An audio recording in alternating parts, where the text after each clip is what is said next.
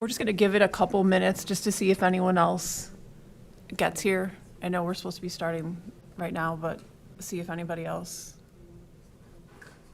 Are we just missing?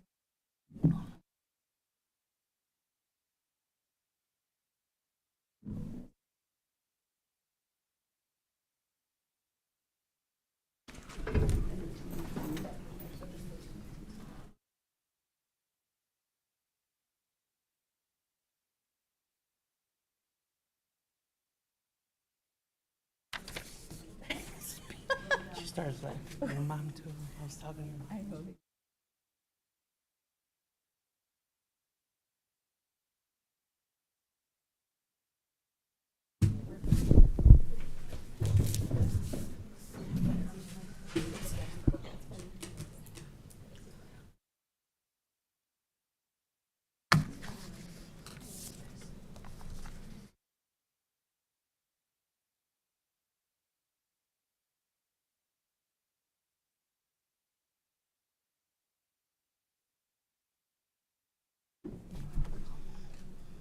She looks good.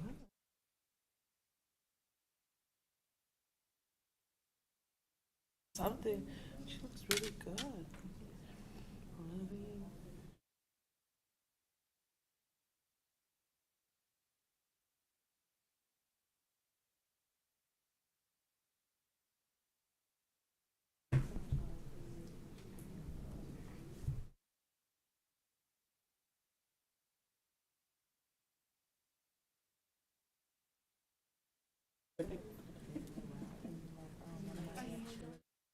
Yes, I'm Megan. Right here? Oh, perfect. Thank you for coming. Sure.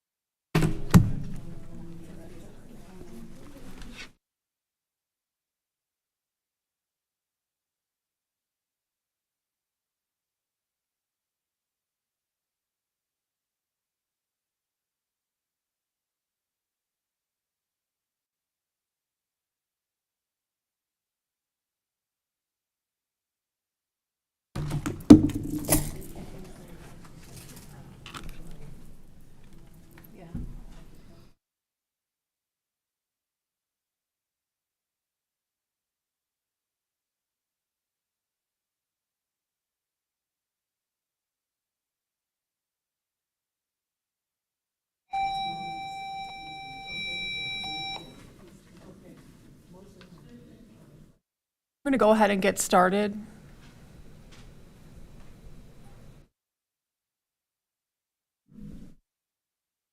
Good morning. My name is Mary Howard. I'm the assistant principal for teaching and learning. I'm going to be facilitating our meeting today because Dr. Dwyer is out sick. First, I'd like to welcome you to the May Parent-Teacher Advisory Committee. We appreciate your time. We're grateful that you can be here. We're especially grateful to the students, especially our seniors who could be at home in bed or doing anything else that's better than this. So thank you so much for being here. With that, I'd like to call this meeting to order at 7:50 a.m. And we'll start with the roll call. Please reply present. Cruz Maria Barrios. Megan Dusing. Present. Dr. Dwyer is absent. Daisy Fernandez. Brianne Ferrero. Present. Jenny Fleming. Present. Sandra Gonzalez. I believe she just stepped out. Veronica Jimenez Winton. Present. Jayla Johnson. Present. DeMarcus Marin. Present. Is it Marin, DeMarcus? DeMarcus Marin. Penny Munoz. Here. Carlos Munoz Cisneros. Crystal Nolan Riani. Here. Giovanna Rotker. Jenna Wint is present but just stepped out. Kelsey Workus. Present. We did want to make a note that the district's interpreter was scheduled to be here, canceled yesterday, 5/19. We had a second interpreter that was also contacted and was unavailable. So we do have our special education interpreter who is here. I'm sorry, that's not corrected on the other slide. So we're really grateful to you for being here. Thank you. Okay, next on the agenda is public participation.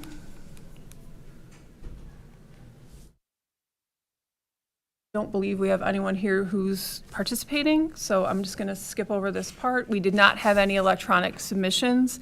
I will read that. This is a portion of the meeting where the Board of Education Community High School District 94 provides an opportunity for public comment at each open meeting in accordance with Board Policy 2-230. Board Policy 2-230 states that comments by any one member of the public shall be limited to 5 minutes. Total time allotted to public comment shall be limited to 30 minutes. Personal charges or complaints against individual employees, volunteers, or students of the district should not be initiated during public comment. You may comment in person at an open meeting, or you may submit your comment electronically via completion of a form available on the Board of Education page 94, District 94 website, up to 2 hours prior to the meeting. We did not receive any emails at all.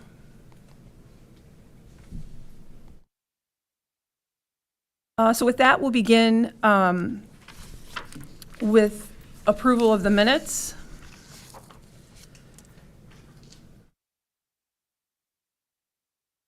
Before we approve them, there is one correction that needs to be made to the minutes for October. If you can please note, it is circled there in red, that on the draft copy, the date needs to be corrected from October 6th to October 5th. Is there anyone who wants to approve the June and October minutes separately? Okay, if not, then may I have a motion to approve the minutes for June 9th, 2021 and October 5th, 2021? Motion to approve. Thank you. Second? Second. Thank you. We'll have a roll call to approve the minutes. Cruz Maria Barrios, Megan Dusing, Yes. Dr. Dwyer is absent, Daisy Fernandez, Rand Ferrero, Yes. Jenny Fleming, Yes. Sandra Gonzalez, Veronica Jimenez-Winters, Yes. Jayla Johnson, DeMarcus Marin, Yes. Penny Munoz, Yes. Carlos Munoz Cisneros, Crystal Nolan Riani, Giovanna Rotker, Yes. Jenna Wint, Yes. and Kelsey Workus. Yes. So before we move on to agenda item 5, I'd like to reiterate the purpose of the group. PTAC is a parent-teacher-student advisory group created to review and discuss topics biannually and to communicate the committee's recommendations to the board for their information and consideration. This is not a decision-making body, and the expectation is that we address the topics on the agenda. Good morning, WeGo. Today is Friday, May 20th. At this time, please join me in a moment of silence.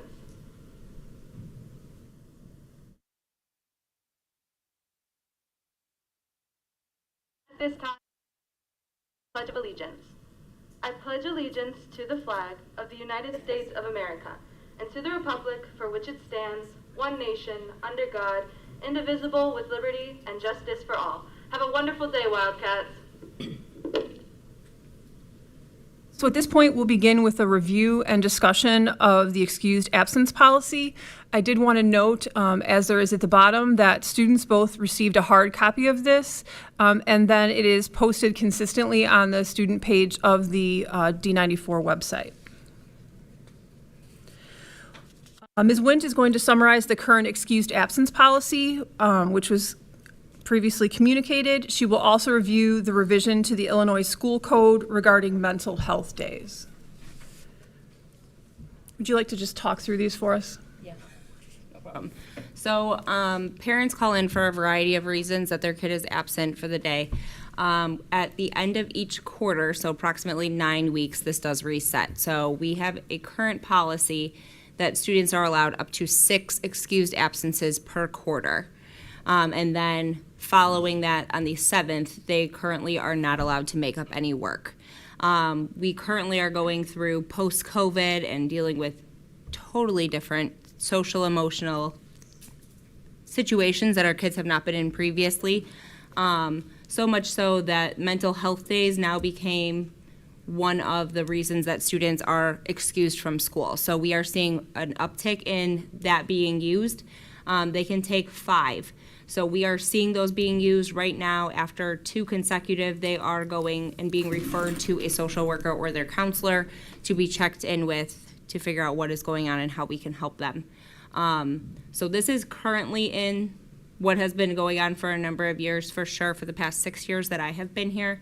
And after they miss 6 days, on that 7th day, if they are not verified, meaning they either went to court, they had a doctor's appointment and brought a note, something like that, if mom or dad is just calling them in, they are not allowed to make up any of the work. So right now we are at a very punitive policy, and kids are being, they're not allowed to make up their work, and it is impacting their grades as well. So at this point, we'll have Mrs. Jimenez will outline the administration's concerns regarding the excused absence policy and why we would like to eliminate the policy for the 2022-2023 school year. So I think the way that our current policy is, it becomes punitive to the students, particularly this, with COVID, but even before COVID, I think the Q2, so around the holidays of December, if a family chose to go home out of the country to visit family, and the kid was sick, maybe 3 or 4 days during the quarter, and then they left, then the student would not be able to make up any of the work while they went to visit the family. And so then that becomes punitive. The kids know that they're going to reach that 6th day, and so at that point they're like, well, my grade's going to drop anyway, so they become less invested in that. I just don't think that that's really culturally responsive to the community that we service here, knowing that. The solution or the recommendations that I've heard is, how do we get the kids to not go see their family? That's not going to happen. It was happening when I was a child in high school. It has continued to happen, and it will continue to happen because these families, a lot of our students, are here alone. They're not with their family. And so going home to see their parents over the Christmas break really is the only time that they can go home and touch base with their parents. So I just think that this policy is not only a little outdated, but it's not responsive to our community.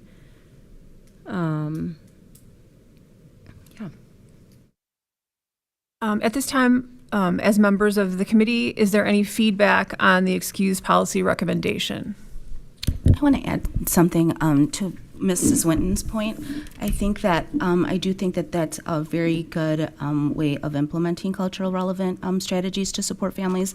I also think that this is an opportunity for parent engagement, or a tier 3 type level of parent engagement, where we can educate parents on obviously what attendance is and how it impacts student outcomes and academics. So I would like to see us to maybe dive into or open up a conversation on that specific point of parent education or parent engagement at this point in this type of policy. Are there any specifics that you would want to throw out in terms of ideas for how to address this? I think that we've already kind of begun, Ms. Winton specifically, with these parent nights. I think, though, that there has to be a broader approach to how do we engage parents to come into those nights. I think that's where we need to spend a little bit more time, because I think that we have had some nights that have been better attended than others. So I don't know if it's more of like looking at a calendar to see like what best practice would be. I definitely think that we would benefit from having one in the fall before the holiday break, and then one in the spring before spring break. But I think that we really need to spearhead a movement to get that, utilize that approach to engage parents and kind of walk them through long-term what attendance looks like if you miss, more than the 10 days of school per year that you can really miss, that some kids don't miss. Other feedback? I just want to piggyback off of what Ms. Munoz said. I 100% agree with her that I think the parent involvement is going to be a huge part of changing this policy. I agree that the policy needs to be changed, but I also agree that parents have to be, there has to be some sort of manner that we're contacting parents and letting them know, these absences might be affecting your child's schoolwork, and some sort of outreach needs to be put in place if this is the policy that we're heading towards. If I could just share, so one of the things that I was thinking about that we could try for the fall would be to stop acting like we don't know it's going to come.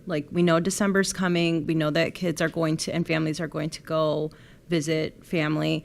And so to start talking about it as early as October, hey, if you know that you're going to be leaving in December to see your family, it's really important that your child comes to school right now because they are going to be missing so much time. And almost, one of the things I was considering too was putting stuff out there October, November, and early December to ask, do you already have plans to leave? That way we can kind of track those students a little bit better and be like, hey, don't forget you're leaving in December, so it's really important that you be here in the meantime and have those conversations with the student and the family, as opposed to right after Thanksgiving or right at the beginning of December being like, oh my gosh, they're leaving, and then we're trying to panic and work backwards. So kind of just being a little bit more proactive. And yeah, and like I said, you're mentioning, talking to the families about that, okay, that's fine, but you got to be here all the other times, I think we can utilize things now that we have the step up dates for all 3 districts. I think that it would be important and worth our time to kind of approach and develop and cultivate those partnerships with parents early on, like you said, being proactive instead of reactive. So utilizing that time, that face time with parents. Also, too, maybe we do need to bring them in before the school year starts over the summer and set up something, especially for the new cohort of freshman students that are feeding into our district. I think we still have time to implement such a date if we start looking at calendars now. Anyone else? Yes, I actually think that what both of these ladies said was very good as well. Is proactively, I also think that something could be done on the end of it, because I've noticed when it was for quarantine or not, when they miss school, that there is no real online lesson plan or anything like that. So when they're not in school, then they're just not in school. I'm one of those parents that, providing they're just not sick, or just if they are sick, there's any work you can send me to their email, anything like that, and there's seemingly across the districts none of that comes home with them. I feel that, if that was proactively, done with the teachers, that when they are creating their lesson plan, they also have a backup, online resource or anything like that. Not saying that they have to go and do double duty, but just, okay, for this lesson plan, there are these 2 online resources, so that way, the kids that are, in a different country or at home sick or something like this, they have something else to bounce off of instead of just, text and whatever they're told, that they have to look back at once they're back at school. As a parent, do you think it is easier to send home assignments through Google Classroom in these situations? Would it be better to do paper, a combination, or do you not have a preference? Either way would be fine. Is, the Google Classroom assignments, but like I said, there's nothing, the other resource to back it up. They might get assignments he was taken out for quarantine for 2 weeks, or it was supposed to be 2 weeks. And then, there was nothing else educationally to back it up. It was just, here's this paperwork, here's this work to do. And I did one of these, there's no Zoom that you can, tap into your teacher's classroom to see literally the class as it's being played out. No, there's none of this. Is there any sort of literal lesson plan, any chapters or anything that you could be reading with this? No. There's no YouTube video that you could be, bouncing back on as a resource. No. So, and it's one of these I've touched base with the teachers and no. At that time, there was only one teacher that was literally, at the exact same time, was tapping into a Zoom component while she was in class. And to me, that was very beneficial, and obviously with that one teacher doing that, if one teacher can do it, it seems like across the board it could be something. I can jump in on that one. There was an administrative decision that was made that it would not be feasible for us to continue to Zoom this year because of the impact that it had on classroom instruction. So teachers were not Zooming because they were directed not to do so. There was the expectation that everyone would be posting materials in Google Classroom. I certainly understand that that can be challenging, especially for an extended period of time. One of the things that we had put in place was to offer academic coaching to students who were gone for an extended period of time due to COVID. I don't know, what month was your son out? Was it the fall or winter or I wouldn't recently? be able to tell you because with COVID, there were so many in and outs within the district. Yeah. I want to say it was right around April. Okay. I do know that when it dropped down to 5 days, that there may have been less push to get academic coaches assigned. But I can tell you definitely through the fall and winter, through the nurse's office, families were receiving a letter offering them individual one-on-one academic coaching. And actually, one of our academic coaches is in the audience here today as well. So we were providing that via Zoom. The coach and the student would set that up at their convenience. So that was definitely one of the attempts that we were trying to make. I do think probably by April, with the shorter number of days, that may not have been as strictly followed. But that was the way that we were addressing those COVID concerns. I did not mean just necessarily during COVID, because this is one of those things that is an ongoing stressor for my student. He feels as though he cannot miss school whatsoever. I mean, he is an anxiety ball. He feels that soon as he misses something, he is way, way behind. So I mean, literally, he calls it, unless I'm literally bleeding to death, I have to go to school. For me, that's one of those, it's causing him to need one of these mental health Yeah. days. And with that being said, then he's going to be so much farther behind, because he feels as though he can't get the help that he needs. If it's not just an extended point of time, it's just, when a student is out sick, they need to have the resources that they need so that they can get, stay in line at school. Do either of the teachers want to comment? Well, you go ahead. You go first. Yeah, speaking from like the teacher perspective, I think that teachers do want to offer that. And I was going to mention this as well with this new policy. I think that one of the things that we definitely have to think about is that for teachers, it is writing a secondary lesson plan from their original. And not that that isn't possible, it just takes a lot of extra time that a lot of times we just don't have.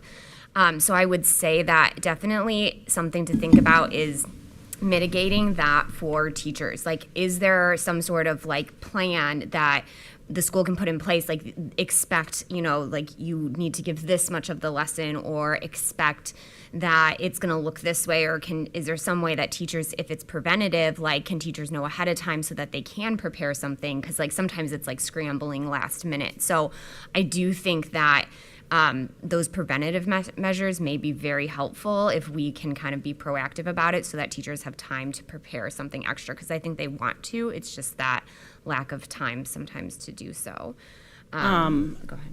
As far as, like your situation and then COVID and then people leaving to go visit family, at any given point, we could have a student every week gone 5 days.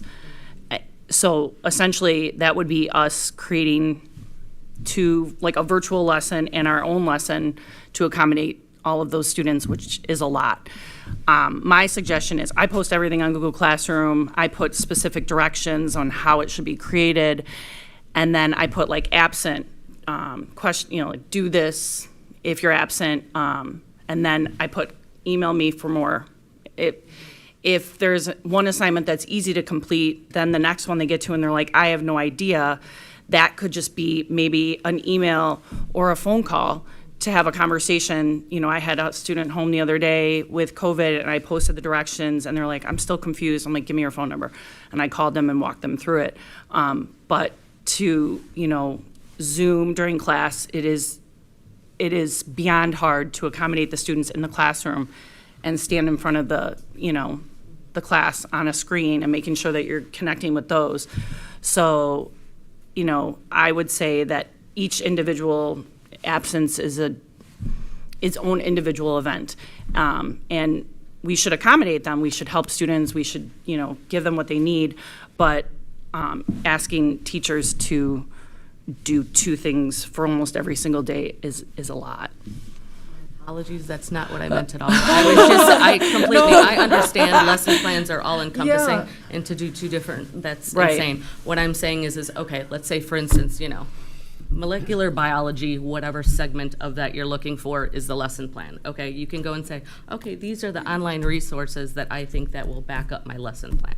You know what I mean? Something like Yeah. that, to where you don't have to, you being the teacher, don't have to reconstruct your whole lesson plan for them.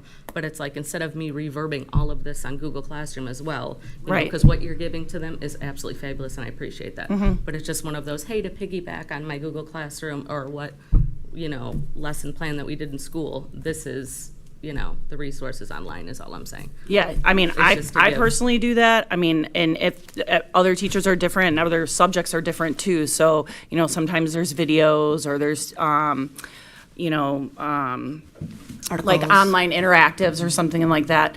But I think that for each individual student, their needs are different. So, you know, it'd be more important for the parents' communication at that end, which would then come back to what Penny was saying. You know, partnerships. the partnership between the parents, then the teachers and the school, and communicating, hey, we're gonna be gone for 2 weeks in December. We know this now in October, and it gives the teachers time to, instead of scrambling at the last minute, to make sure that they do have everything printed, because maybe they don't have internet access when they go on vacation or they're driving and they wanna do it on paper, because personally, I'd rather do stuff on paper than on the computer. Versus, you know, us signing that sheet and they're like, we're leaving in 2 days, can I have my stuff for 2 weeks? Like, that's hard on us, and it doesn't give us the time to prepare the resources that you're speaking of that they would have to do on their own. So giving them the most advanced time notice for those, the absences like that would be great. But for the sicknesses, it's gonna be the parent and the students communicating, hey, I don't understand this, can you explain it to me a little bit more, give me something extra. And thank you for saying that, Brian. The cultural relevance is so important, and I think that one more thing that we have to be mindful of is, like, you navigate the language, and there's a lot of parents that don't, and they don't even know what Google Classroom is. And some of their kids are graduating seniors, and they never knew what Google Classroom was in 4 years. So it's, you know, it's a detriment to, like, just not have those conversations, not you know, open up that dialogue, because I think that there's opportunities that we can benefit from, and then the teachers can benefit from that support more than anything, and that accountability or ownership that I could have working with my children and trying to navigate that technology piece. And it's also something that I'm going to walk away with as well, to afford them that backup or that support in navigating that technology piece. If I can add I'm sorry, you wanted to contribute. Does the school currently, or could the school say, the sooner you give us your dates, right? Anytime throughout the year, right? We're taking a different spring break or something like that, anything. If you let us know so many days ahead of time, what we can work with you to get the schoolwork, right? So it's not a detriment to go for whatever the reason, right? It could even be a long medical leave, but does the school encourage families to give notice, I guess, about their vacations, or do most families literally 2 days before We sign a mention sheet, it? like we sign a sheet saying, they're like, oh, we're gonna be gone for X, Y, and Z, and then we sign it, and then there's one line on the sheet that says how they're supposed to do their work. So whether it says check Google Classroom or materials were handed to students, but I don't know what the time frame is for that At sheet. this time, no, we do not ask anyone ahead of time. We're not promoting that, and that's what I was saying, that I think that the families, especially if you're a freshman and you're coming from, you know, your K-8 district, and you get here as a freshman, you don't really know like who does what, right?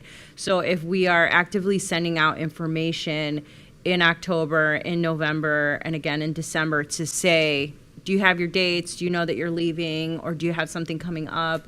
Like you said, even like a medical procedure or whatever the case may be, if we're actively promoting that and wanting to change that culture of like wanting to work with the families and wanting to give the teachers that as much time as they can to prepare for that, yeah, I think all around it's going to be better for the students, the families, the teachers. It's not going to feel uncomfortable for a family to come and be like, hey, so we're going to be gone for a week, because that could be, we do promote attendance, and if we're like, you have to be here, you have to be here, who's going to want to walk in here and say, yeah, so I'm going to be gone 2 weeks? Like, that's an intimidating thing to do, especially if you don't have a contact necessarily.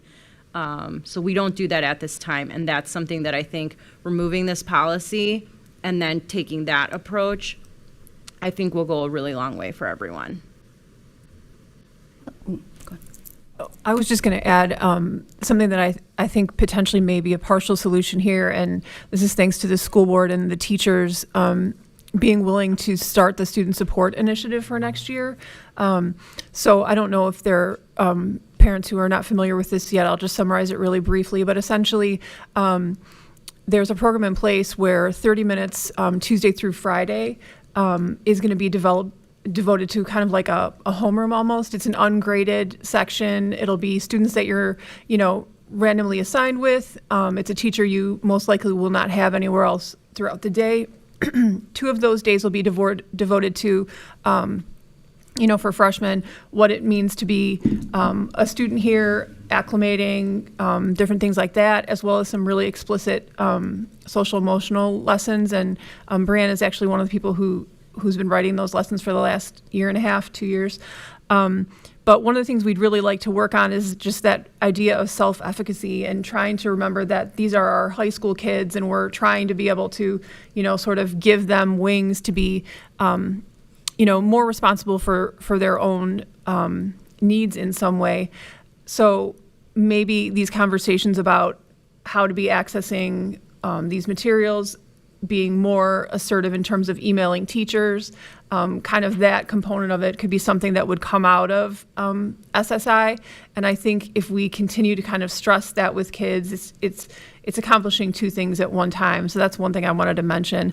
I also did want to say that the policy that we've had in place in terms of this is really very standardized. This is the way that public schools in general have treated absences, largely because of the expectations through the state in terms of seat time and things like that, which has recently shifted. So I think that is giving us the space to be able to make these kinds of changes that we'd all agree are better for kids. And just finally with that paper computer issue, I think another thing that we have in place that maybe just needs continued conversation is kids' access to hotspots. So that was something that we offered through the LRC prior to the pandemic, but certainly throughout that. Kids who are going on vacation, or if they have needs, really at any point to that, they're able to sign one out and use that consistently. So that's something, especially when we have kids going away and they may not have internet access where they're going, that would be something that we should really work on as well. I just want to add, I definitely think I can appreciate that for sure. I really do think that that's going to be a start to really, developing those self-efficacy approach to their schooling. But like I think I've said this before at this table, you will always have like high-flying students that can really take ownership, accountability, that really know how to approach things, that are really, have those executive functioning and organizational skills. But you're always going to have those kids that don't, that really need that support. Mm-hmm. And just using my own example and my own experience, I definitely did not become hands-off when they showed up here because they didn't necessarily have the tools that they needed. I mean, they had overall, they were really independent and really strong and had some really strong skills, but, they still needed me to kind of afford them that guidance, that reassurance, that, the dialogue of, what do you need? Why are you doing this? So definitely with the whole absence thing, I mean, they still had to let me know. It wasn't like they, were going to, not come to school. And then obviously my follow-up question after how you feeling, why aren't you going to school is, okay, how are you gonna, stay on top of what you need to do? So I think that's, again, goes back to those partnerships. I really do think that you need those partnerships because at the end of the day, you're preparing them for them to go on to do bigger and better things. College, you need those skills. You need to be independent. You need to fly on your own, but I definitely know they don't get here with those skills day one of freshman year. So I think that, the more we take advantage of the opportunity to start having those conversations and developing those partnerships, I think that, everybody will benefit. I do also have a question as far as like the absences based on travel. I also want to know, especially like with the policy, is this include like discipline absences or absences for other reasons that are not travel or vacation reasons? Is there going to be a cap? Like, there's just no cap then? Or is that the vacations not counted towards the, I'm just curious. I mean, I haven't really sat down and like tried to write a new policy necessarily. And I think that, to be honest, I think it would be a good idea to just remove this policy for a year, see how it goes, and maybe we can reconvene to see if we need to specify something like that. But the way that it stands now is that it doesn't really matter whether you called your kid in, whether your kid had surgery. I mean, surgery is verified, so that's a different one. But if you're calling your kid in for sick or you're calling your kid in because you're going to see family, it counts as that 6th. So once you get to that 7th day, you cannot make it up unless you have like a medical, like a doctor saying that you can't be here. Is the policy, sorry, one quick question. Is the policy for like the work when they're gone, like, was it 5 days or something? When they have to turn it in? So if I'm Oh, I see. How much time they have to Yeah. turn it back in. Yeah. Yeah, so we can, I mean, I think that if we're going to start communicating to families like that in that form that you're talking about, it would be good to specify those types of things, like let the kids know you need to turn this in within 3 days of you returning. Or Right. something like that, because I think the 5 days too also puts the teacher in this like position of like, when am I going to get it? When am I going to have to grade it and all that if they're on kind of stuff. vacation too, or they're gone for a month, I mean, they have time to, like, if they're gone for that long, do you know what I mean? Like, to then just say, 3 days afterwards, they should be working on it as they're gone. Sure. I mean, we can't mandate that anyway, but I was just curious as regards to, like, when they were going to turn it in, if that's going to be part of the policy. Yeah, I think if it stands as 5 right now on that form, I don't have a copy of that form right now, but if that's what it says, I do think that's kind of a big window. I did want to, since you had asked, this is the Illinois School Code that's illustrating what are the excused absences through the state. How does this play in when students are absent for other reasons? So like discipline issues, other hospitalizations, any and everything that doesn't include vacation or being out for reasons of vacation or planned reasons to be out. Hospitalization is considered an illness, so that's for that. But as far as discipline, what do Do you want to talk about homebound Yeah, like tutoring? homebound. So if a kid is out for medical, right? So they had a surgery and they can't walk, right? They would be provided with like a homebound tutor. We have homebound tutoring set up. I know she's gone to kids' houses. I know she Zooms with them. We have a variety of people. We're always looking for more tutors, though, because there are kids who... Shameless plug. Yeah. I'm not even in charge of it, and yet I plugged it. So they are always looking because, like, we do have kids who, maybe even for mental health are out for a long period of time, not just a physical surgery. So the idea is to provide them that same support to get them as prepared as possible for when they do return. If you're talking about like a kid who's just skipping a class, Right. is that what you're talking about? Or like let's say a kid is out for a discipline issue involving Like, are you talking like during a something. suspension? Yeah, or like a So suspension. during like, a they come suspension, back- kids are allowed to still make up the work. So that's in school and out of school. Senate Bill 100 a number of years ago, probably 7-8 years ago now, came out and said if a kid is still out of school suspended, they still are entitled to make up the work. So And illness as well, Yeah. as long as they provide documentation. yeah. So I mean, the whole idea is like, what are we doing that's best for kids, right? Like, if they're missing, you know, I can piggyback on what your son is going through. If he's missing and he's, you know, like spiraling down, we are not trying to punish them for that. That's not the right approach. And, You know? and students with, you know, like you said earlier, the mental health days, right, that are on the agenda today. The mental health days, you would connect them with social emotional support and resources to access. So the other like discipline issues or any other issue medical, they're connected to like the nurse or their counselor. Like, how do we follow up on that? The best way is obviously a team approach, so that, you know, we have dean specialists here that know what is going on and know that this kid has been, you know, struggling with anxiety and whatever else. Maybe they were hospitalized, maybe they were not. If they were hospitalized, we have a transition meeting to bring them back in. So everybody is on the same page. So when we look at a kid and Sandra and Mauro look at them and say, where have you been and you keep missing this class, when they have those conversations with them, if they know the backstory and talking about that partnering with the parents to say, we know we've been trying to get him here. This class is a really big trigger for him. Like, why? What can we do to help? What can we do to try to figure out a best way to help that kid? So it takes all of us. It's student support, or it's student services, it's deans, it's dean specialists, it's counselors, it's social workers, nurse. I mean, like you mentioned, like there's kids who are struggling with their medication and how their medication's then affecting them. And then they're missing first hour because it makes them so nauseous or so sleepy, and they're struggling with that too. So as much as a team approach as we can take to something, it's best because then everybody knows what we're trying to do to work with that kid specifically. I had that same question about different absences. My daughter, for example, is a freshman this year and needed to get her driver's permit, and she was terrified that I was going to come to school and pick her up. She said, what are you going to say when you pick me up? I said, I'm going to say that you're going to get your driver's permit. We had to make an appointment with the DMV. There's only so many times you can go.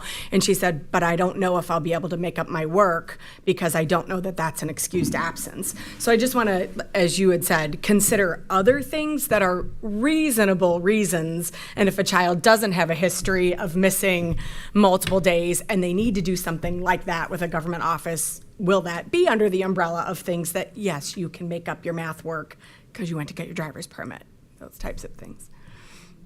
The elimination of this, like counting numbers, should help relieve some of that anxiety because Right. I'm sure she is not the only one feeling that way. Andrew, did you want to add anything? Pretty much like Penny was saying, as far as like where does it spiral to? Like you said, is it excused? Most likely, yes. And if she's a student that doesn't miss much, we kind of code it, or usually attendance codes it. But we know, like, by the time it gets to the end of the year, we know which kids are frequent flyers. We know who's sick, and we try to have the communication with the kids themselves and also the parents. So that does play a big part as parent engagement. We talk to the kids and we kind of base ourselves a concept where, okay, we know this kid is saying the truth, or we try to figure it out where we have to direct the student to the social worker if they're missing so much for whatever reason.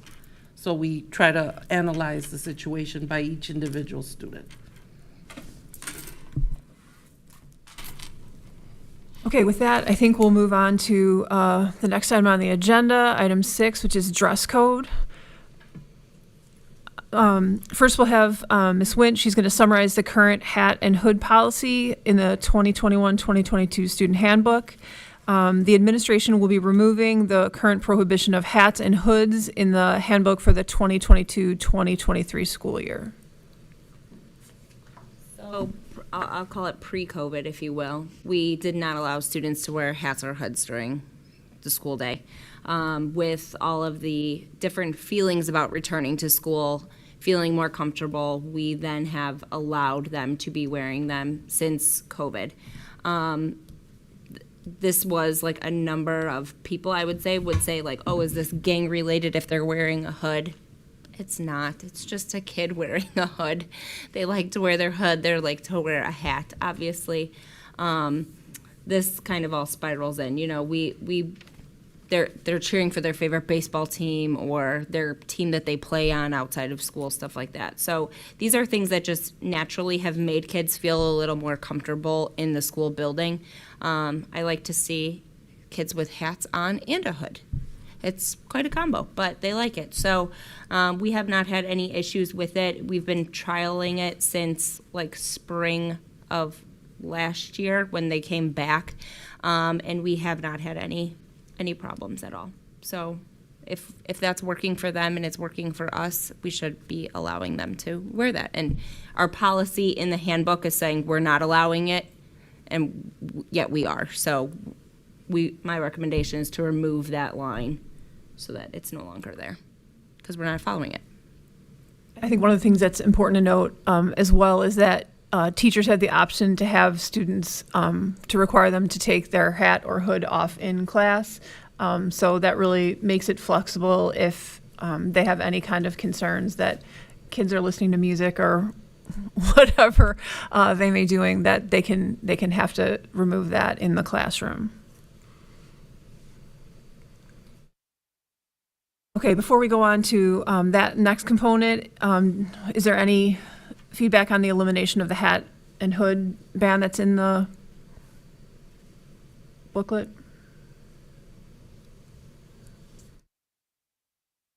Okay.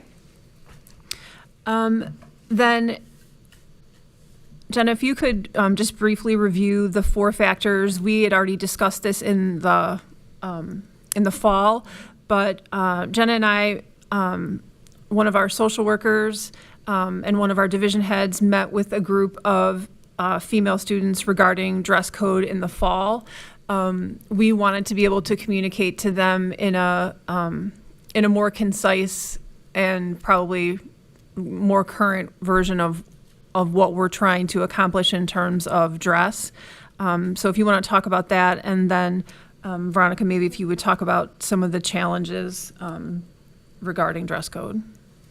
So it's very difficult to try to put a nice policy on, and I'll be a little more, I'll say it, this is usually for girls. This is more of an issue, I guess. But it's hard to put just a one size fits all policy on this. And so some of the things that we discussed with this group of girls was the cumulative amount of the skin visible. So a lot of the jeans are very ripped and torn and full of holes. And is that bad? Is that school appropriate? Is it not school appropriate? And, depending on what kind of top they put with it, it's like, how does that outfit look as a whole? So number 1 and number 4 kind of go together, just because of how much skin is visible. A lot of girls will wear very nice high-rise jeans and they have a little bit of a shorter shirt and you just see a little bit of tummy and it hasn't been an issue. Things that maybe are more of an issue are sports bras as shirts, swimsuits. The problem is we actually sat down with a student and went through a website of things she would buy.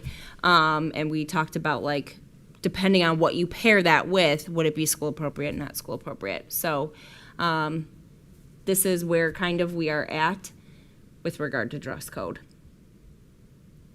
Veronica, could you talk about the challenges of enforcing dress code? So I'm all the way on the 3rd floor, just for reference. So we'll see a student come in wearing legit a bra, and then I'm like, hey, so you can't just wear a bra to school, like that's kind of weird. And then they'll say, okay. I'm like, you need to, so they zip up, they put a hoodie on, they zip it up, right? Move on with their day. Then I see the bra again later on when I'm in lunch supervision. So that solution, I mean, it's not really doing anything. They're hiding that. Also, if it's like a male teacher and I'm not on the 3rd floor and they send the student down to have that conversation with maybe another female administrator on the 1st floor, the time it takes for the student to come all the way down to be told, hey, you can't wear a bra to school, then to come back to the 3rd floor, it wastes a lot of instructional time as well. It's just, And also, like, I know these things are trendy right now too, and those things change, and so it seems like a huge problem right now. Will it be a problem in 5 years? So do we have to keep updating our dress code policy every 2 years with the outfits that are changing? So it's one of those things that it's really hard to navigate. And also when we're sitting here promoting the students to find their voice and like, you have a voice and you matter. And then we're like, yeah, but you can't wear that. So like your voice matters, but not on wearing a bra to school. So, yeah, it just becomes very difficult to enforce. I don't know if the teachers have a perspective. Actually, would like to hear their perspective. Okay. Tell us. My perspective on it, I mean, to me, you're here to learn. You're not here to be in a fashion show. You're not here to show off your body. I mean, lots of girls have more male teachers than some other students. So it's like you kind of have to put yourself in how are you representing yourself, how are you representing your parents, and how are you representing your school, because you do come to the school. You're here for 4 years. You're dedicating your life to the school. So it's kind of like you represent this school as a whole. So being at a football game, being at a soccer game, being at a volleyball game, and you're wearing this and parents are there, it's kind of like the parents are looking at our school as if, oh, that's the type of things this school promotes. I don't want my child going here, and we don't want that at all. So it's kind of like when you come to school, dress as comfortable as possible, but it's just like be who you are, but have that mindset to be like, okay, I don't want to be looked at as this, or I don't want to be looked at as that. So my thing is, I mean, over the school year, senior year, I've seen lots. Like, I've seen a kid with a blazer on with no shirt, and he had it unbuttoned. And just, I've seen a girl with a fishnet and it's just certain things you don't wear to school. Outside of school, of course, you're with your friends, you're with your family, whatever, do whatever. But school, it's different. A simple sweater and jeans and a pair of kicks, it's all you need. Let me say something really quick. I just want to commend Ms. Johnson on such maturity, eloquence. Thank you. And wow, you are well wise beyond your Can years. you teach them that? Exactly. Yeah, I think you need to come back to the den time and definitely, because you're a senior, correct? Yes, So I think you need to, actually, yeah. okay, you need to come back during the den time and definitely we will give you your 15 minutes every day to go through dress code and what it means. And I just want to add that you're, when you get a job, they have, your place of employment has a dress code. So, I mean, it's definitely a life lesson. The earlier that you learn it, which obviously you have, the better. I have, something to add to my parents. They're, strict on, what I can and can't wear to school. And there's, some people that I see in the hallway, just walking. And, it's not there's, strict things. I remember in middle school we had, I think it was, the width of 2 fingers on your straps, but there's some you can just tell I'll be walking in the hallway and I'll be like, that's I don't know, very revealing shirt, or those shorts are but you can just tell there's some, it's yeah, you have to change that shirt, or that, yeah. And then also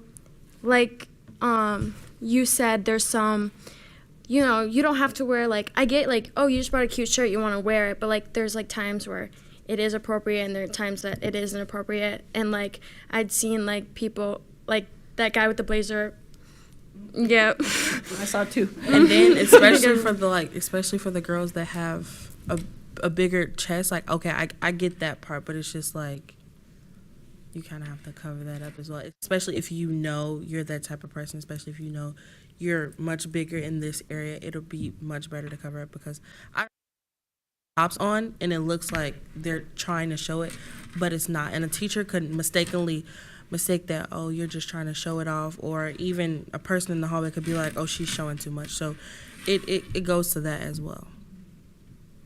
I also want to add, I know that there's some districts that I have known about that, again, utilize this opportunity for a dress code because things have gotten so risque, I guess, as time has gone on. And again, without reiterating it again, but partnering with the parents and making it inconvenient for the parents, and they have to come in They have to address the student with whether it is a dean or some other member of the staff. But I do think that these are life lessons that are really important and that will carry on or through our doors. And ultimately, we are molding the kids the 4 years that they are here. So this is one more thing of making them professionals for when they leave our school. So at this point, are we saying that we are like revising the dress code to accommodate like fashion changes to make it? Yeah, I mean, I think that when we get super specific on the dress code, when I was in high school, spaghetti straps were the thing, and so they were not allowed. But like, I don't know that we want to get that specific with it. I think that I like the idea, I think you said, about like a time and place for certain things, and I think that maybe our dress code could mirror more of that, of like time and place and talking to the students about what's appropriate for a school setting and relating it to like a job that might have that. And I know with like the parents thing, sometimes your kid shows up here not with what they were wearing when they walked out your door. So that's another thing too that I do want to consider. So I don't know that we want to make our dress code super specific, or if we maybe want to look at doing something that's more talks about time and place, appropriate for school, something like that. I don't know. I think those are good comments to when you're doing the homeroom time that you were talking about, maybe having some of those types of discussions. I mean, you know, I'm raising 3 girls in my house, and I am also very women forward, and I want my girls to feel very positive about themselves and feel very empowered to do what they want and to know that their brain comes first. And if someone's looking at you in a certain way, you know, you have the right to be who you want to be and say what you want and dress the way you want, but you also have the responsibility to minimize your own risk. And that's the language that we use, is that minimize your risk, know what you're putting out there. And school is not the club. You're too young for the club anyway, but school is not that place. And, you know, what message do you want your male fellow students to get from you? What do you want to be noticed for? Your comments that you're making in class or your crop top that you're wearing? So, because we can't stop puberty and hormones and all, we can't control it. So, you know, I think if we talk to our children about minimize your risk, and talk to our male students too about, you know, you are not here to comment on what that girl is wearing, or, you know, it needs to be, I think, a global conversation. But we keep going back to this parent education, and can that be a piece? Hey, bring in some experts. This is how you talk to your kids about what's appropriate to wear to school. Because maybe some parents are afraid of their own kids. They don't want to say stuff to them. They're afraid. And you do want to cultivate that individuality that you're talking about, that ownership, but it's also at the end of the day, that's a bigger conversation of the umbrella of, you know, this is your time here, and that's great, but beyond here, there are rules and regulations and, you know, dress codes that you will have to abide by. And I'm going to go to you next, but I just did want to point out, I think everyone's in agreement. I know the teachers have to go to class. Thank you so much for being here. I think everyone's in agreement that we want students to dress appropriately. I think what becomes the challenge in high school is the number of students we're talking about. And so I think one of the differences, like you mentioned in middle school, the kids are in a much smaller space. You know, they're going between the same teachers. So with the amount of space in this building and having 2,100 students, I think that's one of the challenges for us, is how to actually enforce a dress code policy in a way that's not punitive, prohibitive. It's not taking up so much class time. Like we said, the whole temporary enforcement is one of the most frustrating things, where you can, you know, address it, and then later on we're right back where we started. So I think our challenge is how to address this in a way that's appropriate and not devote too much time and energy to something that maybe is not really one of our primary, the largest need that we have right now. But Sandra, would you mind jumping in?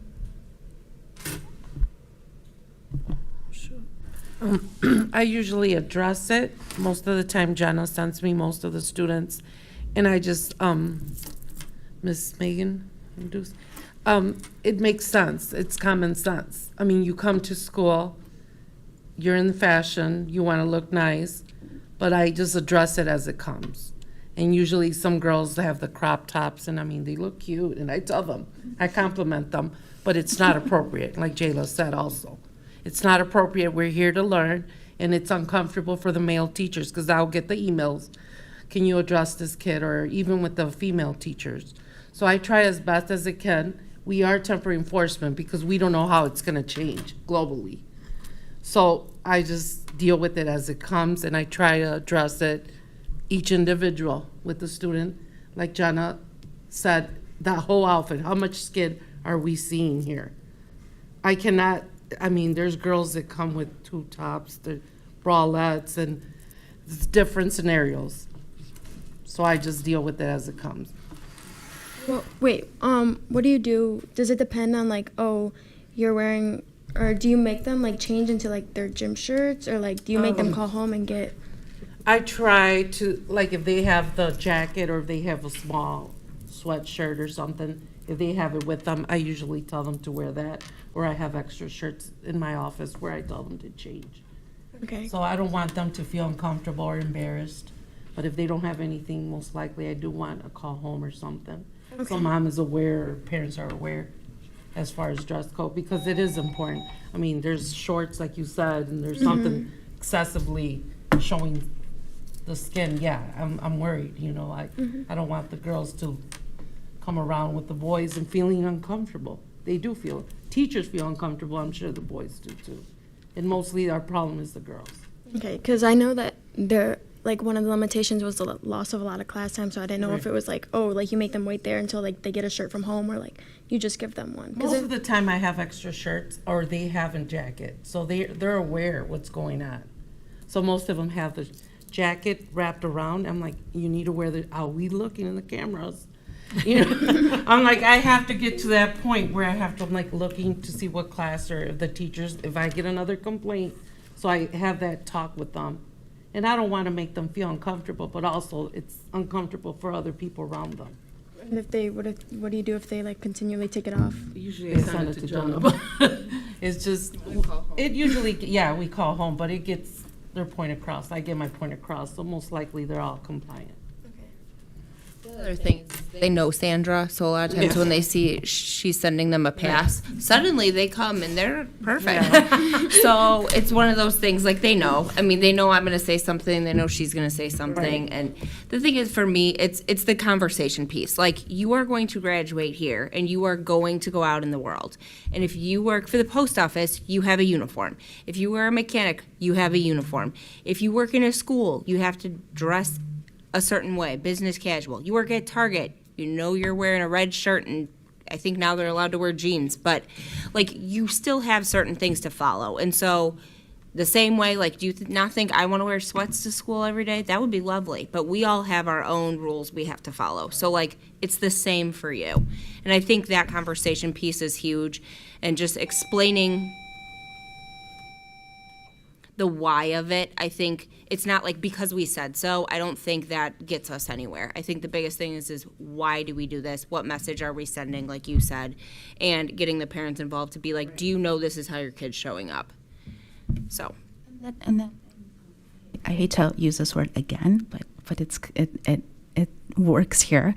Again, that like dem piece, you know, like I said, I mean, I was very truthful in what the compliment that I gave to Ms. Johnson, because at the end of the day, I do think that this is an opportunity where we can approach other students that get it, quote unquote, and that we can use that, you know, as leadership opportunities within our student demographic, that can kind of cultivate that culture of like professional attire, professional work, what it means for girls, what it means for boys.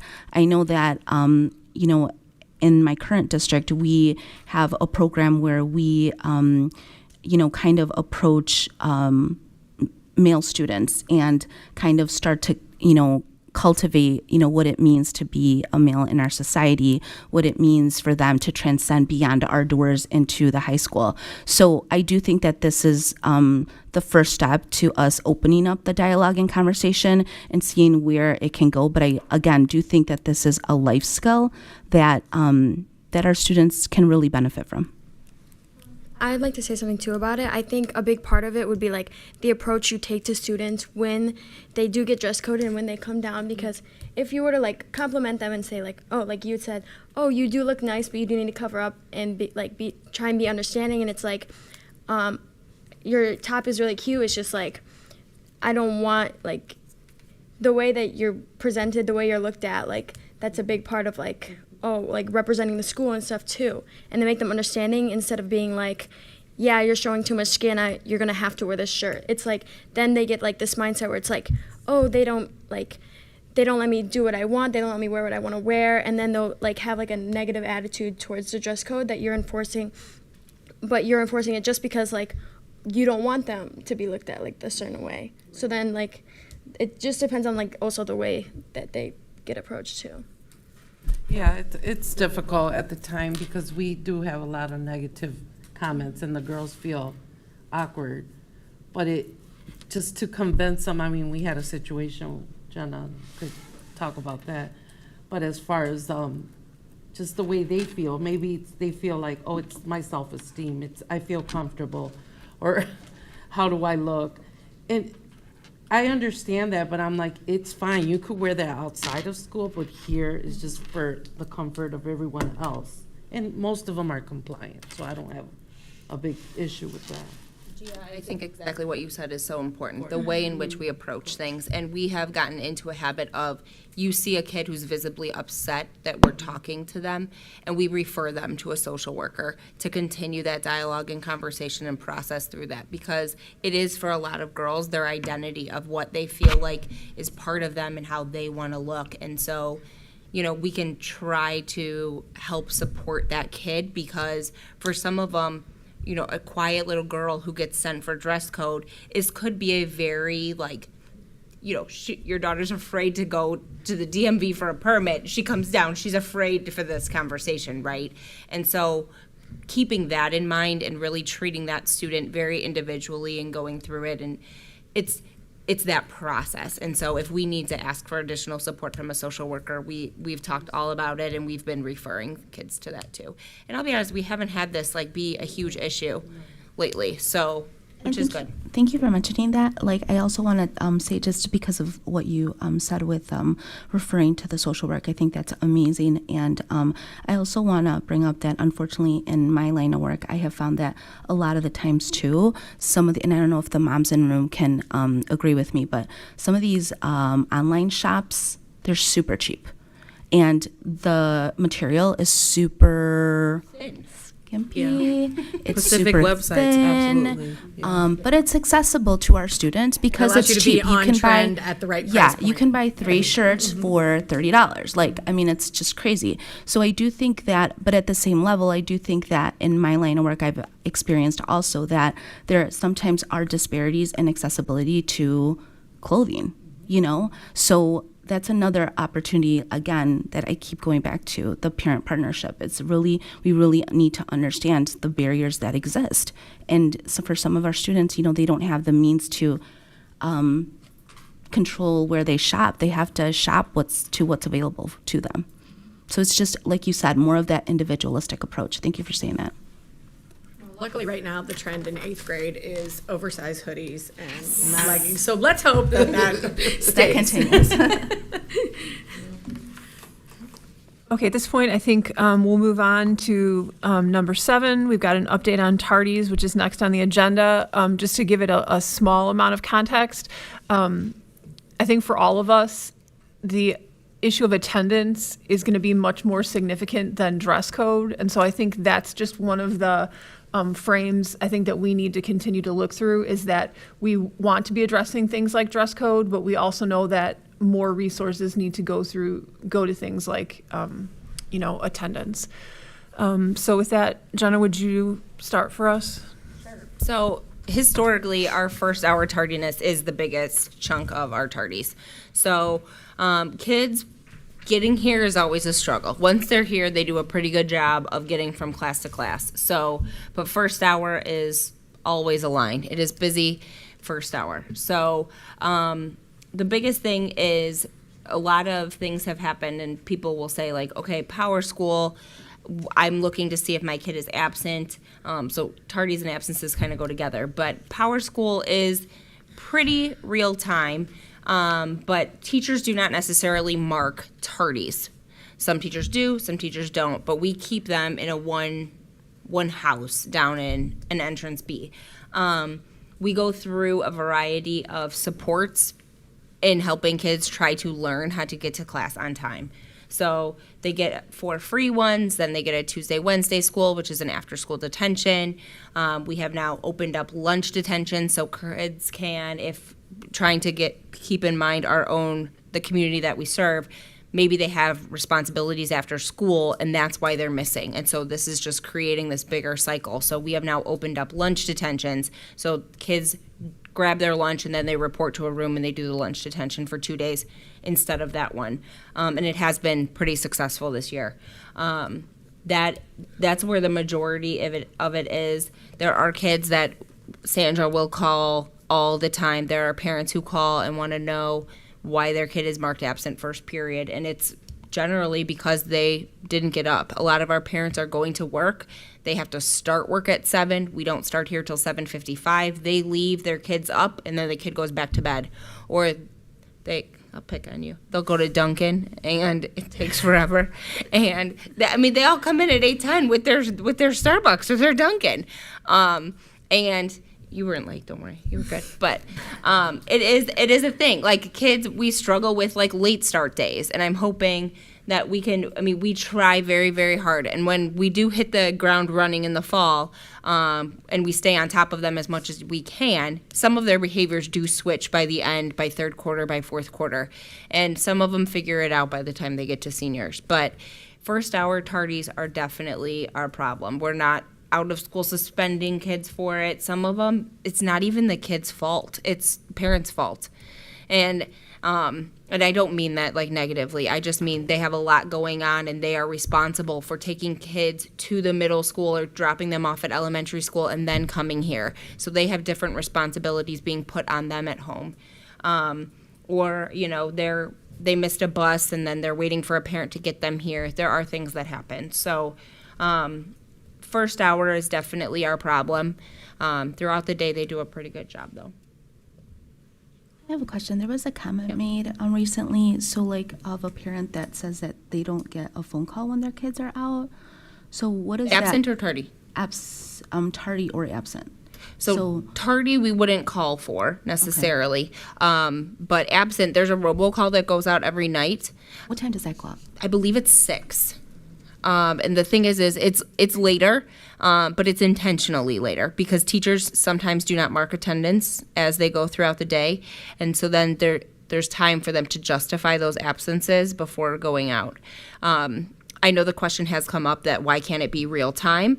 And I think it sounds like a great idea in theory. However, what will happen is it's going to create unnecessary panic. And I mean this because Gia goes to first hour. She's supposed to go to second hour math. I call her down to talk about whatever, or the counselor calls her down or something. She ends up late to math, but the teacher already marked her absent. Boom, that call goes out.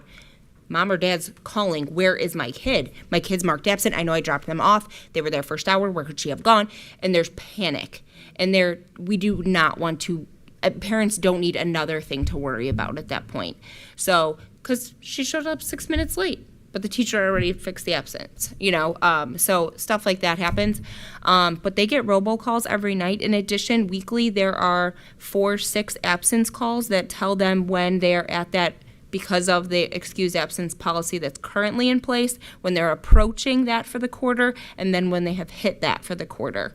So, you can check Power School at any time too. So there are multiple ways. I know The education piece of trying to get parents on and checking in their password is definitely a struggle. I know we have helped them with that. Our MIS department does a great job of helping parents get set up on that too. But they should be getting that. Now, with relation to tardy, no, because every teacher has their own policy, and we have to remember that. So, you know, what first hour they might have to be in their seat for to not be considered tardy. In second hour, they have to be in their seat with their Chromebook open. Third hour, they have to be ish in the hallway. Hurry, hurry, hurry, hurry, hurry. Yep, you're good. So every teacher has their own thing. So they don't always necessarily mark it. If they send them for a tardy, then they go and then they like accumulate them, and then they get those small consequences, like the Tuesday, Wednesday schools, stuff like that. Adding to the Tuesday, Wednesday, we do notify the parent by letter. And usually we sort those out. So those are made basically because of tardies, but they're notified and they're certified mail. So any suspension that's done besides that, we notify the parent and then the letter goes out as well. And like, for example, a tardy, because I think, I mean, obviously absences count different than tardies do. But like, for example, I've encountered a student recently that had a lot of tardies and was going under the radar because they were tardies, not absences. However, there's something going on in their home life that is causing for those tardies. So what would be the pathway for a student like that to not get missed and access the social worker, counselor, other support staff that could help support that student in crisis? Yeah, like we talked earlier, that team approach is definitely like the best approach because that kid needs help. It's sometimes like the counselor knows of stuff. I know like Veronica and I were talking yesterday about a girl, and then I was like, is it so-and-so? And she's like, yeah. And like we both knew the same situation and everything that was going on. So, and like I had talked to Morrow about her yesterday too. So usually one person finds out to know something's going on and then can spread that knowledge around the team. But there isn't like a marker or like a code that after so many tardies, I'm just scared because I know that tardies are coded differently than absences. So what could we do so that a kid like that doesn't go under the radar till May? I'd say they already are On the radar. Yeah, they are on the radar because when they're sent downstairs, either by a teacher or coming into the building late, when we're accumulating those, when they're going to get to a threshold like 4, that's going to be, you know, a much larger conversation prior to any other kind of quote unquote discipline. So those students, they're having conversations consistently, especially if it's a student who's having that many in that short a period of time. The flag is literally being sent downstairs to have the tardy processed. The other thing is Adrian Porcayo is in charge of our tardies right now, and he does a great job of saying like, oh my gosh, I saw this kid 3 times today, like what is going on, and he'll communicate that to them. Sure. So he knows a ton of kids, which is super helpful. So he'll notice like weird behaviors and weird paths. But I'm happy to talk with you after the meeting more specifically about that student and make sure that kid is on the radar for us. Oh, it wasn't a student here. Oh, I'm just okay. saying, like, because I know that historically, like, absences are reported differently than tardies. Right. I'm more concerned with, like, a student like that being missed. But then, so Adrian would be the referral to one of the specialists, and that could cause. So Adrian might just happen to see this kid who picks up 3 in one day and is like, what is going on? Like, that's weird. I saw that kid. But as they go through, like after 4, they're already meeting with someone. So they could pick up 4 in one day. They could pick up 4 in an entire semester. So the flag would be 4 tardies. The 5th one is the real flag. So because we understand kids have to go to the bathroom, kids need to, their locker won't open. They were waiting for a bag from their friend because they had PE and they're running late. Their friend was crying in the bathroom. They went there with them, stuff like that. So, but for sure that 5th tardy flags are ready.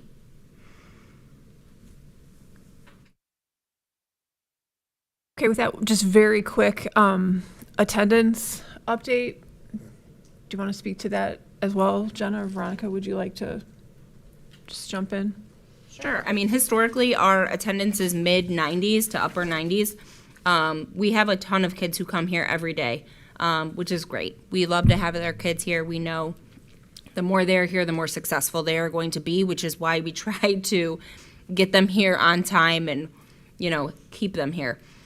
We have had an uptick in COVID in April and May as a result. So we have had more kids quarantined and or have been exposed or have it. So they have been sent home. So our attendance has dipped.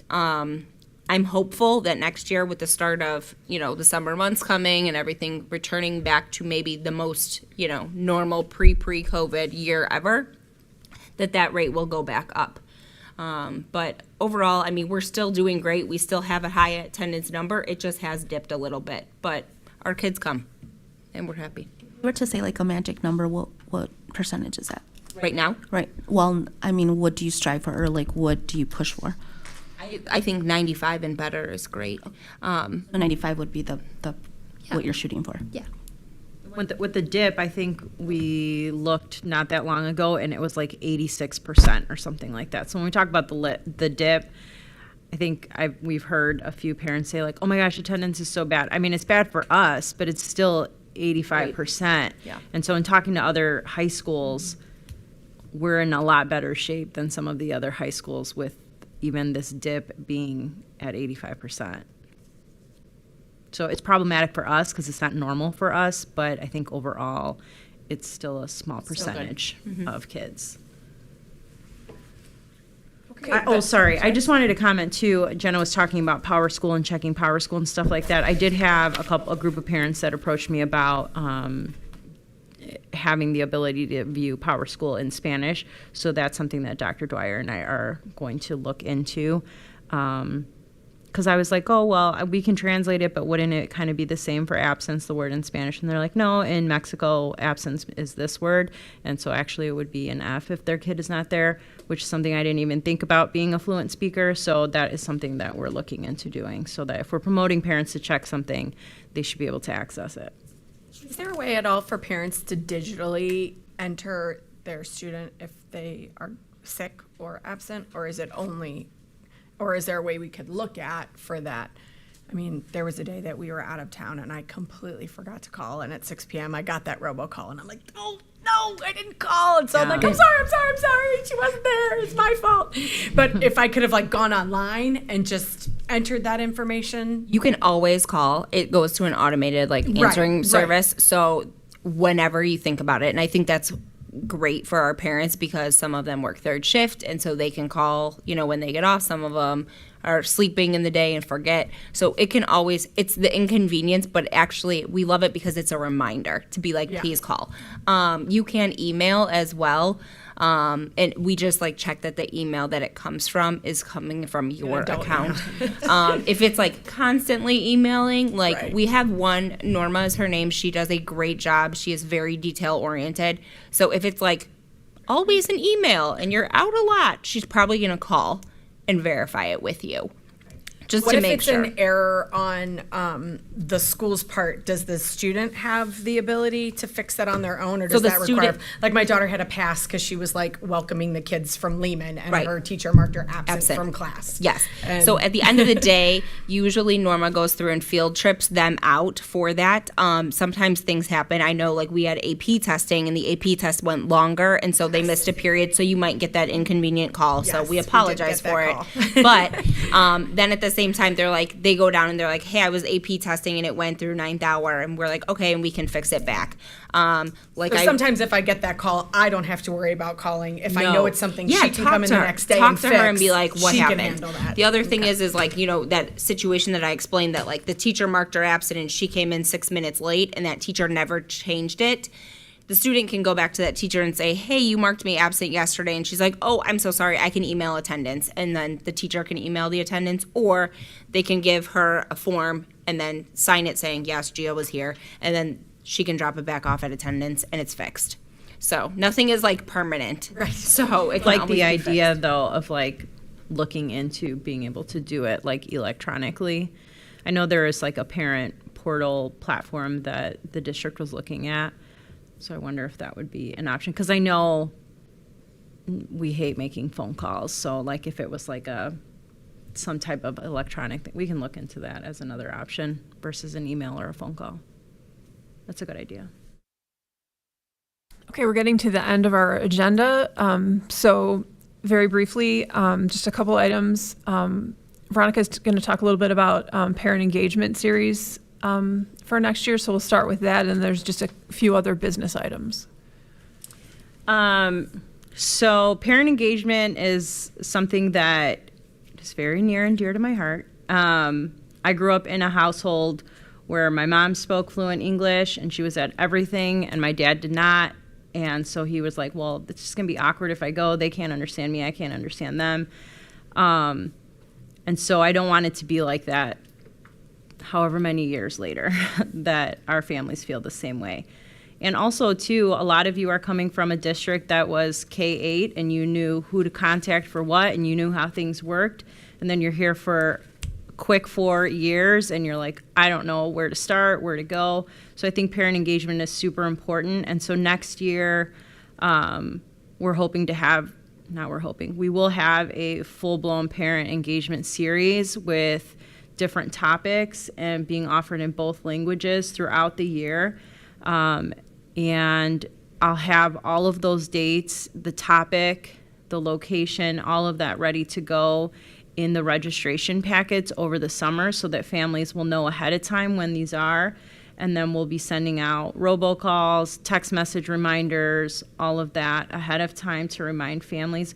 Some of them will be for everyone. Some of them will be for parents who have freshmen, parents that have sophomores. We'll tailor it that way depending on what the topic is. So there'll be a lot more information about that over the summer so that we can kick off the year.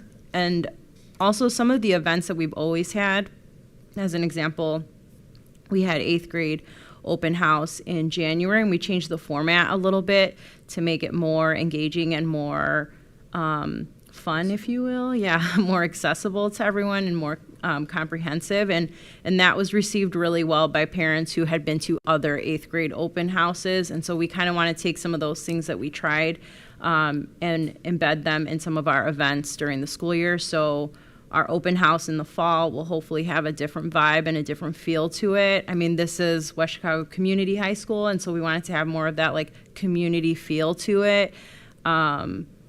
So that parents feel welcomed and so that there's a lot more engagement with it. Yeah, that's it. And then briefly, we wanted to discuss whether it would be feasible for us to have these meetings in the evening next year, people's thoughts on that, or obviously if that's something that's not possible, to kind of discuss that now as well.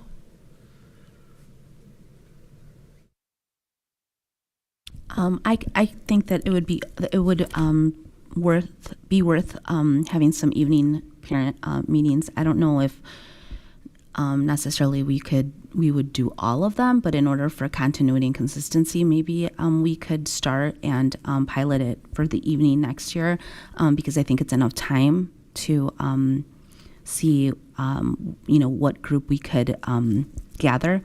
I do think that it's just because it would be one more way of truly and meaningfully engaging parents, because people are busy during the day and they have work.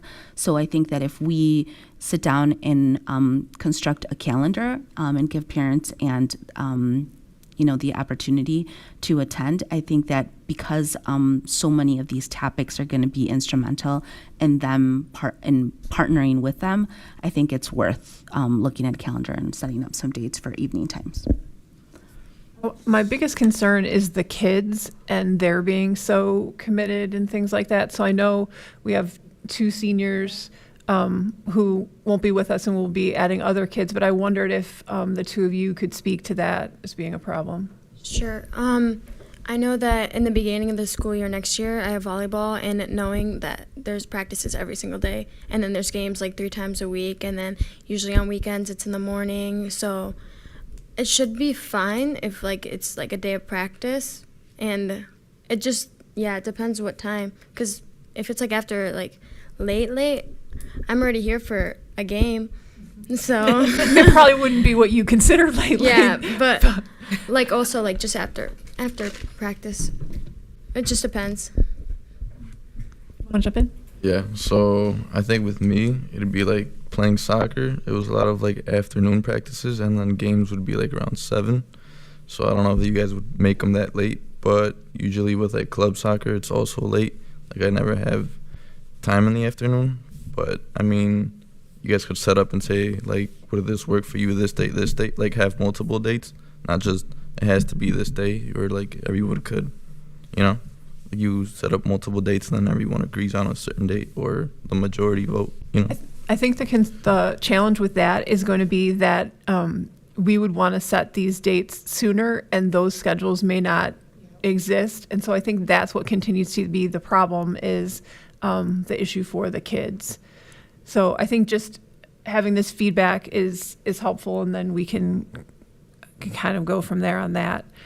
Can I also speak on behalf of, for sure, one of the teachers? I know she Please. has a few kids who also are in sports and active, and those schedules probably would not also yet be released. So then trying to manage that on top of athletes here schedules might be a little more difficult. There's never a good time. I mean, I'm a parent here, but I'm a teacher in District 25, so I'm not there right now. I'm here instead, but this is important too. And, Exactly, right. you know, but then I've got kids who don't have driver's licenses yet, and so I'm running them around in the afternoons, and I don't think it really matters. I think you do what you best to make it work. Yeah. Yeah, and I know like Dr. Dwyer, like he's like got called to his office and he was like, oh, like we were thinking about doing this meeting like in the evening, and I was like, he was giving me dates and I was like, I already know I can't do it that day. So like there were like 3 dates that I couldn't do already because I had volleyball. Just in general, we'd obviously like to invite everyone to continue to participate, but if there's anyone who feels like that isn't possible for next year, we can just let us know that as well. And then really we just wanted to kind of end on a celebratory note, thinking back on what a great year we've had. And I know we're all very grateful to have had this one instead of the one last year. I see a few heads nodding over there from the kids, and, you know, for our seniors, just our gratitude. Did you want to share with us your plan for next year? Yeah. So I'm going to college at Olivet, and I committed to play soccer there. I'm undecided right now, but I wanted to do nursing or mechanical or electrical engineering. We need you, yeah. I'll be attending University of Dubuque and to major in elementary education and women. That's good news as well. We need as many teachers as we can get. Okay, with that, then I think we'll move to adjournment. Can I get a motion to adjourn?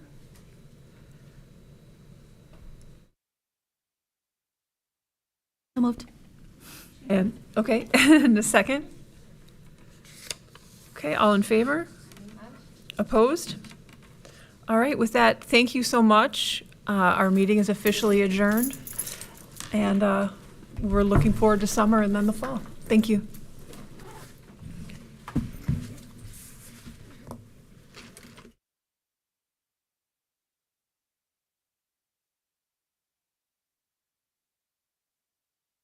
Great summer.